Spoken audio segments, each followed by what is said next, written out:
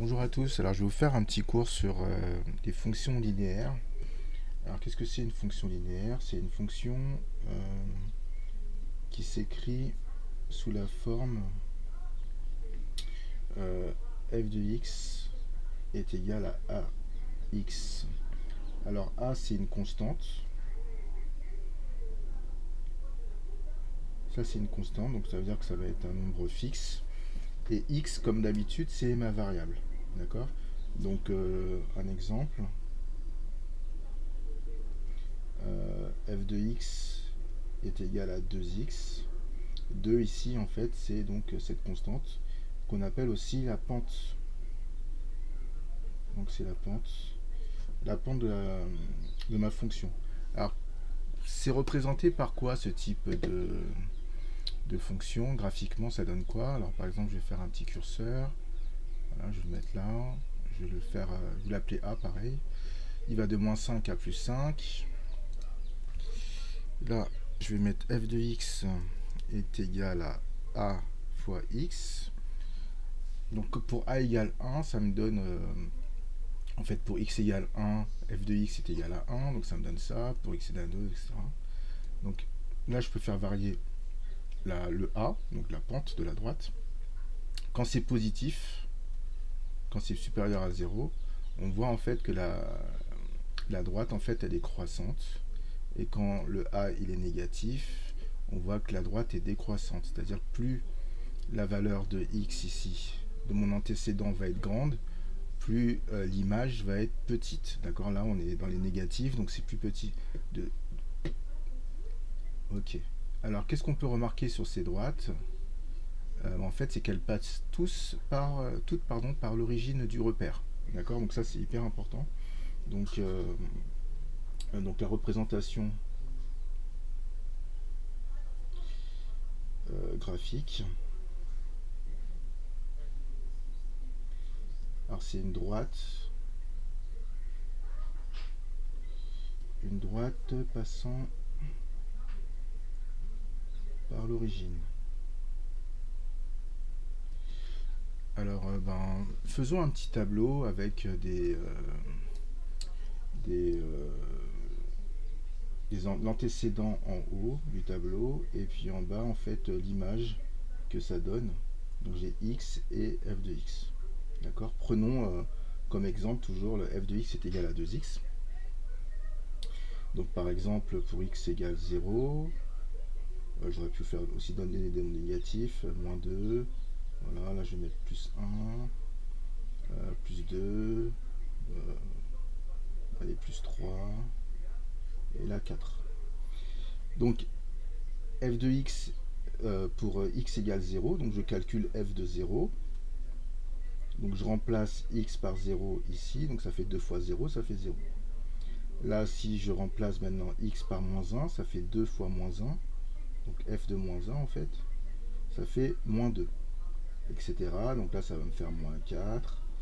Ici, ça fait 2 fois 1, c'est-à-dire 2. Là, ça va faire 2 fois 2, c'est-à-dire 4. Là, ça va faire 2 fois 3, c'est-à-dire 6. Et là, ça va faire 2 fois 4, est égal à 8. Alors, qu'est-ce qu'on remarque, en fait, sur ce tableau? Alors, si je regarde bien, donc je vais effacer un petit peu ça. Donc là, j'ai dit qu'on avait trouvé 0. Là, on a trouvé moins 2. Ok, super. Alors, qu'est-ce qu'on remarque? C'est que pour passer de la ligne du haut à la ligne du bas, on a multiplié par 2. D'accord? On a multiplié par 2. Et ça, quand on a ce type de tableau où pour passer de la ligne du haut, à la ligne du haut, pardon, pour passer de la ligne du haut à la ligne du bas, il faut multiplier par le même nombre, c'est-à-dire ici par 2. En fait, ça veut dire que c'est une situation de proportionnalité. D'accord? Donc ça, donc c'est une situation de proportionnalité. Alors ça veut dire quoi? Il y aura beaucoup d'implications.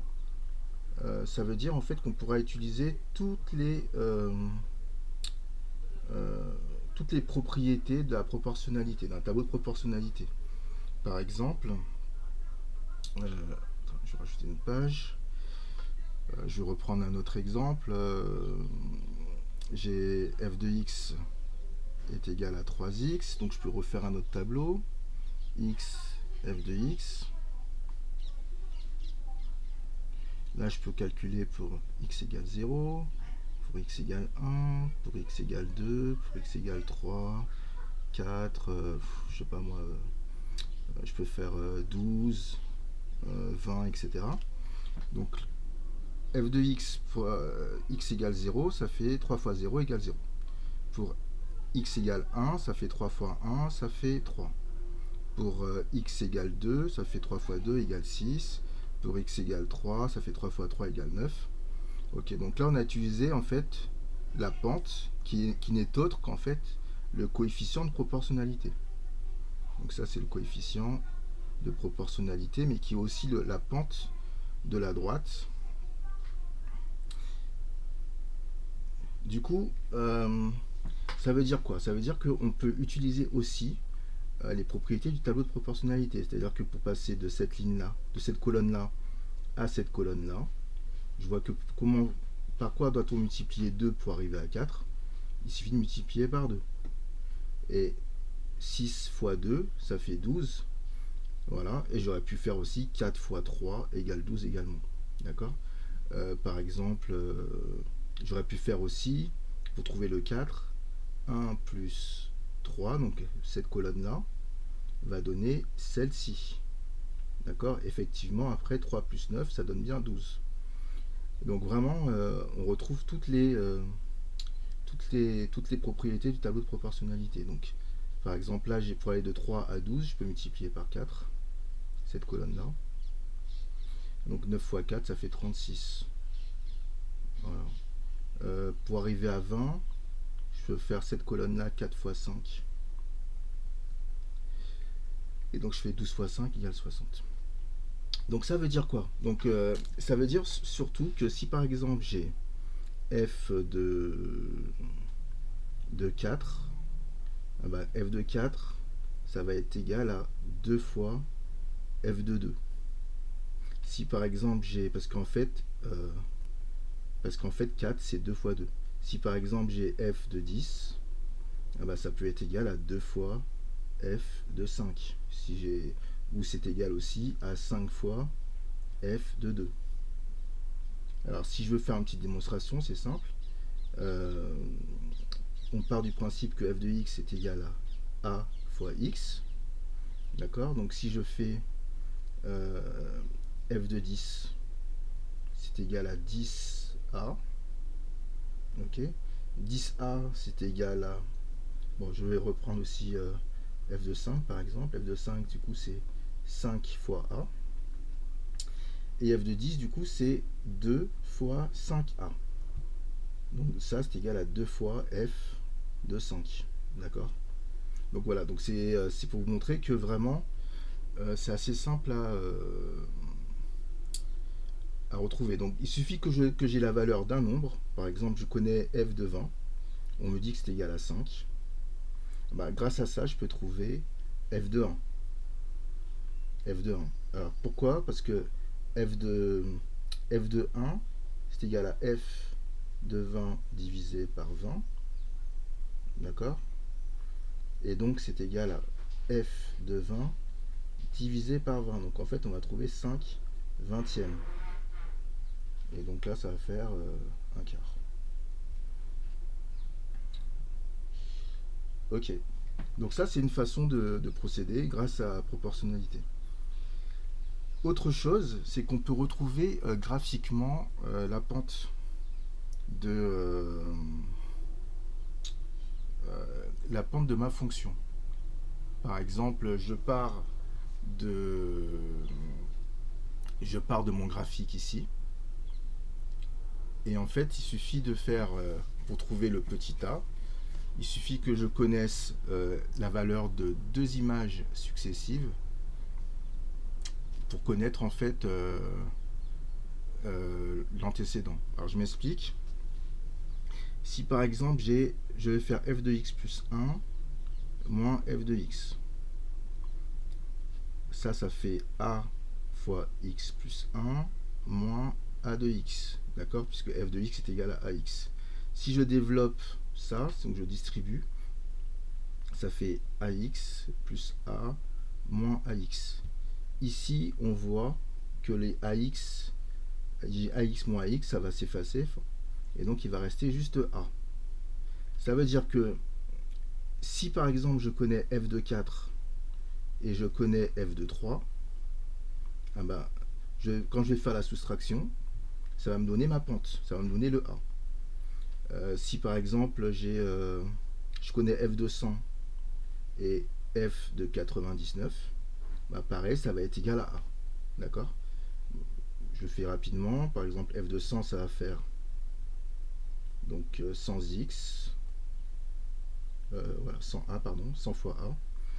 F de 99, ça fait 99a. Et donc, f de 100 moins f de 99, ça fait 100a moins 99a est égal à a. D'accord, donc ça veut dire que là, par exemple, je connais... je vais prendre un exemple plus simple. Attends, je vais prendre x égale... Voilà, 2. Je connais f de 2. F de 2, je vois que c'est égal à 4, d'accord? Donc f de 2 ici est égal à 4. Je connais f de 1 qui est égal à 2. Donc si je fais f de 2 moins f de 1, eh ben, je trouve en fait 4 moins 2 égale 2. Et je retrouve bien en fait la valeur de a qui est ici. D'accord? Donc ça c'est très pratique pour connaître donc grâce au graphique la pente de ma droite. Autre façon de faire, si je connais f de 1, bah en fait c'est bon, f de 1 c'est égal à a. Pourquoi? Parce que f de x est égal à a fois x, donc f de 1 est égal à a fois 1, donc qui est égal à a. Donc si on connaît f de 1, bah on connaît directement la pente également. Voilà. Donc écoutez, c'est à peu près tout ce que je voulais vous dire pour ce cours. Voilà, donc il va falloir utiliser la proportionnalité. Il va falloir essayer de retrouver graphiquement le coefficient, c'est-à-dire la pente de la droite, soit en connaissant f de 1, soit en faisant la différence de deux nombres successifs. D'accord? X plus 1 et x sont des nombres successifs. Quand vous faites la différence, vous tombez sur 1. Voilà. Voilà. C'est tout ce que je voulais dire. Donc un autre exemple, j'ai f de 30 par exemple, pardon, f de 30 est égal à 16 par exemple. Ok. Donc ça veut dire que si je veux trouver la pente, je peux faire f de 1. Et f de 1 en fait c'est f de 30 sur 30. Si je remplace, ça fait a fois 30 sur 30. Et ça c'est la même chose que f de 30 divisé par 30. D'accord? Puisque a fois 30, bah, c'est f de 30 en fait. Et donc ça me fait 16 sur 30. Là je peux simplifier. Ça fait 8 quinzièmes. D'accord? Je divise par 2. Donc a, qui est aussi égal à f de 1. Je viens de retrouver en fait la pente de ma droite. Autre exemple, j'ai f de 40 qui est égal à 12 et j'aimerais trouver f de 2 par exemple. Bah, pour trouver f de 2, c'est 40 fois 2 sur 40, d'accord? Parce que les deux 40 là ils s'annulent. Et donc ça c'est bien égal à f de 2. Donc ça du coup c'est égal à 2 sur 40 fois f de 40. F de 40 c'est égal à 12. Du coup c'est égal à 2 sur 40 fois 12. Donc ça fait 24 sur 40. Donc ça fait 12 sur 20. C'est parce que j'ai simplifié par 2. Je divise encore par 2, ça fait 6 sur 10. Je divise encore par 2, ça fait 3 sur 5. Donc on a trouvé f de 2 est égal à 3 cinquièmes. D'accord? C'est vraiment de... Voilà. Euh, vous avez pas mal de choses à faire là-dessus. N'hésitez pas à revenir sur ça. Et puis, si vous avez des questions, n'hésitez pas à venir me voir. Et puis, ben, je vous souhaite de bonnes révisions.